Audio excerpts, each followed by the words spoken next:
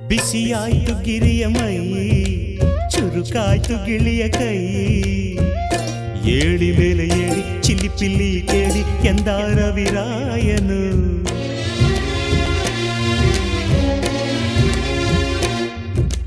ಮರಗಿಡದ ತಲೆಯ ಒರಸಿ ಹಿಮ ಬಿದ್ದ ನೆಲವ ಗುಡಿಸಿ.